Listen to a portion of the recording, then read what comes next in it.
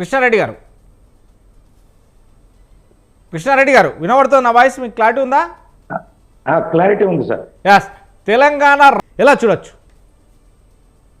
Sir, ముందుగా మీకు స్వతంత్ర ప్రేక్షకులకు అలాగే ఈ చర్చా వేదికలో పాల్గొంటున్న అందరికీ శుభ సాయంత్రం తెలియజేసుకుంటూ, అలాగే మీకు అందరికీ తెలంగాణ సమాజానికి రిపబ్లిక్ డే శుభాకాంక్షలు తెలియజేసుకుంటూ, ఇక్కడ ముఖ్యమైన అంశాలు ఏంటంటే సార్, ప్రజా సమస్యలు పక్కకు అవుతున్నాయి. అవినీతి ఎంతసేపు రాష్ట్రము విడిపోయిన దగ్గర నుంచి, బీఆర్ఎస్ ప్రభుత్వము ఏలుబడి వచ్చిన దగ్గర నుంచి ఈ అవినీతి ఆరోపణలు తప్ప సంక్షేమం గురించి డిస్కషన్ అనేది పక్కకు పోయింది. అదొక్క ఫస్ట్ వర్డ్. రెండో అంశం ఏందో వస్తే, ఇప్పుడు మనం సింగరేణిది నైని కోల్ గురించి మొన్న ఒక మీడియాలో సుదీర్ఘ కథనాలు రాగానే తెల్లారేటప్పటికీ ప్రభుత్వం వీటిని రద్దు చేస్తున్నానన్నది ఇందాక విజయ్ కుమార్ గారు కూడా చెప్పారు అదే అంశము. అంటే దాంట్లో దాల్మే కాలా కుచ్ హాయ్ అన్నట్టు వ్యవహారం నడిచింది. దీని అంతా నిజ నిదర్శన బయటకు రావాలి. దానికి కేంద్ర మంత్రులు కిషన్ రెడ్డి గారు ఎంబటే దాని మీద ఏం జరిగింది, ఏంది ఈ వ్యవహారం ఏంది అనేది సింగరేణి అధికారులతోటి మాట్లాడము, వాళ్ళతో రివ్యూ చేయడము, ఇదంతా జరిగింది. జరిగిన తర్వాత అక్కడ వచ్చిన అంశాలను కూడా ఆయన ప్రెస్ మీట్ పెట్టి కులంకుశంగా మాట్లాడాడు. జరిగిన వ్యవహారాలన్నీ కూడా తెలంగాణ సమాజానికి చెప్పాడు. చెప్పిన దాంట్లో ఏంటంటే, ఇప్పుడు మన సింగరేణి దాంట్లో 51% రాష్ట్ర ప్రభుత్వం వాటా ఉంటుంది, 49% కేంద్ర ప్రభుత్వం వాటా ఉంది.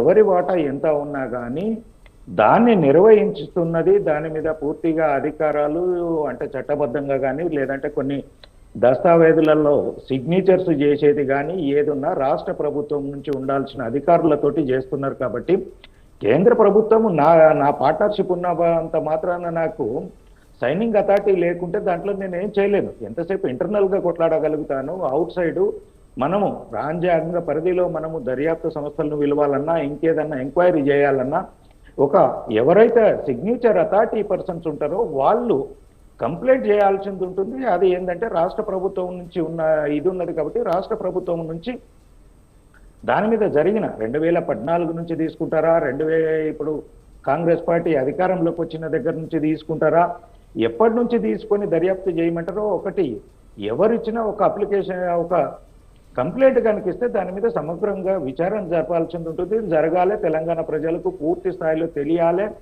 ఎందుకంటే ఇప్పుడు ఒక్కరే కాదు, ఒక మీడియా సంస్థలో వచ్చిన వెంటనే ఇంత ప్రభుత్వం ఒకేసారి షేక్ అవ్వడము, డిప్యూటీ ముఖ్యమంత్రి వచ్చేసి ప్రెస్ మీట్లు అది వచ్చిన తెల్లారి ప్రెస్ మీట్ పెట్టడము, రేపేటేదో కథ ఉన్నాను వస్తుంది దీనికి సంబంధించింది అని ప్రోమో రాగానే దానికంటే ఒక రోజు ముందుగానే ఉప ముఖ్యమంత్రి పెట్టాడు. అంటే దాంట్లో ఏం జరిగింది అనేది ఆయన పూర్తిగా స్పష్టతగా ఇవ్వటలేదు.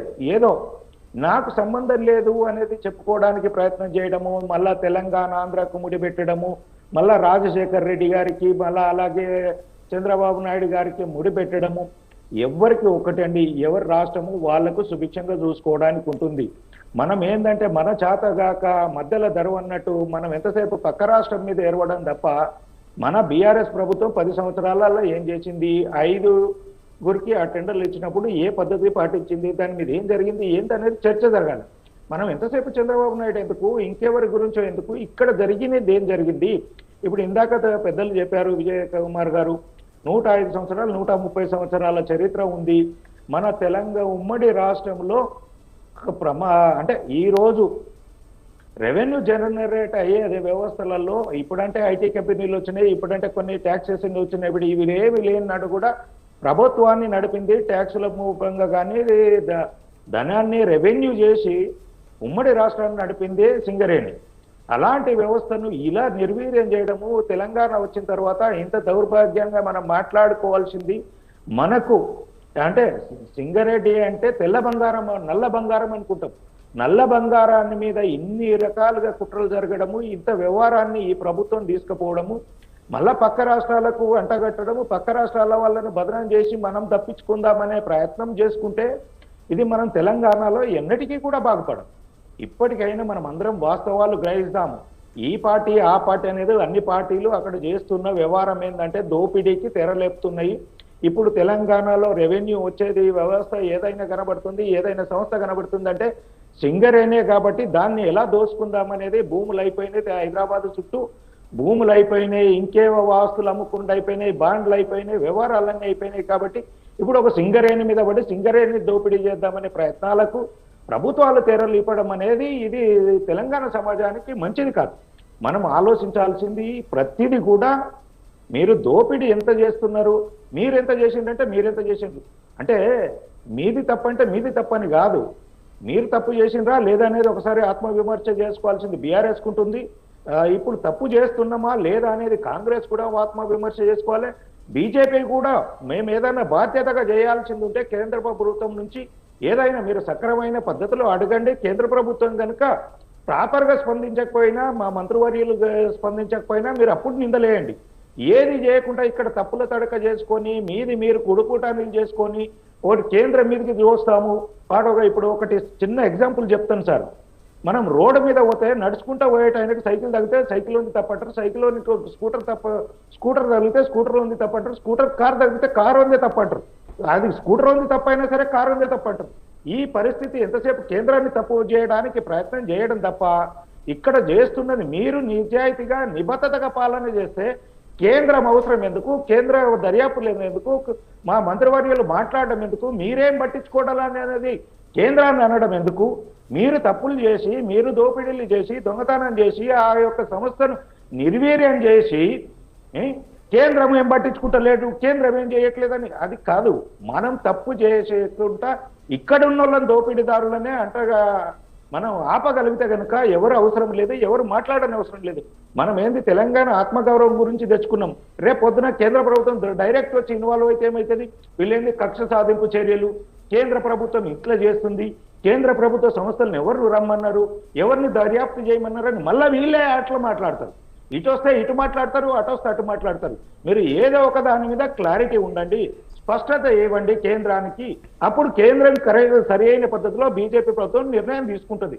అంతేగాని ఒక బట్టగాల్చి మీదేస్తాము, బీజేపీ ఏం చేస్తలేదు, ఏదన్నా చేయడానికి ప్రయత్నం చేస్తే కక్ష సాధింపు చర్య చేస్తుంది, బీజేపీ ఈడీ ఉపయోగిస్తుంది, సిబిఐని ఉపయోగిస్తుంది అని మళ్ళీ మీరే మాట్లాడతారు. ఏదైనా మనం మాట్లాడేటప్పుడు మన నాలుకకు ఏటు మడతేసినా కరెక్ట్ అనుకుంటే అది తప్పవుతుంది. ఈ రెండు ప్రభుత్వాలు గత 10 సంవత్సరాలు చేసిన దోపిడీని ఇప్పుడు కాంగ్రెస్ పార్టీ హైదరాబాద్ చుట్టుముట్టు వ్యవహారాలు అమ్ముకుంటూ దోపిడీకి అయిపోయింది కాబట్టి ఇక సింగరేణి మీద పడదామనుకోవడము అది కరెక్ట్ అయిన పద్ధతులే కాదు. తెలంగాణ సమాజానికి మనము భవిష్యత్ తరాలకు అది ఉపయోగపడే విధంగా ఉండాలి. అందులో ఇందాక పెద్దలు విజయ్ కుమార్ గారు ఒకటి ఇది చేశారు, నాణ్యత లేదు ఇది ఏదనేది. అది మనము అది నాణ్యత ఉందా లేదా అనేది మనం దాని మీద ఏవైతే మనం అనాలిసిస్ చేయించుకోవాలి, దాని మీద రిపోర్ట్లు తెప్పించుకోవాలి. తను తప్పు మాట్లాడా ఒప్పు మాట్లాడా దాని మీద వాస్తవం ఎంత అనేది మనం ఒక ఎంక్వైరీ చేసుకోవడము, లేదంటే దాని మీద ఒక రిపోర్టు తెప్పించుకోవడము, దాని మీద టెస్టులు చేయించి రిపోర్ట్లు పెట్టుకొని కేంద్ర మంత్రి గారు మాట్లాడిన తప్పు ఒప్పు అనాలి. కానీ మనమే జడ్జిమెంట్ ఇచ్చుకొని మనమే కేంద్ర మంత్రి ఇట్లా మాట్లాడము, తెలంగాణ నుంచి మంత్రిగా ఉన్నాడు కాబట్టి ఆయన ఇట్లా మాట్లాడడం తప్పు కాదు అనడము ఇది కరెక్ట్ కాదు. మనం ఒక రిపోర్ట్ సమగ్రంగా పెట్టుకొని మనం ఒకరిని విమర్శిస్తే కనుక కరెక్ట్ ఉంటుందని చెప్పేసి తెలియజేస్తుంది. రైట్. నిజంగానే గవర్నర్ గారి మీదకి దోసేయడానికంటే ముందు రేపు మీ ముఖ్యమంత్రి రాగానే క్యాబినెట్ మీటింగ్ పెట్టేసి ఇమ్మీడియట్లీ దర్యాప్తు సంస్థ ఏది సిబిఐ అడుగుతారా, సింగిల్ జడ్జి అడుగుతారా, సిట్ వేస్తారా, ఏది వేస్తారో మీ క్యాబినెట్ నిర్ణయం తీసుకొని ఒక ఎంక్వైరీ అడగండి. మీ తప్పును మళ్ళా గవర్నర్ మీదకి దోయడము, కేంద్రాన్ని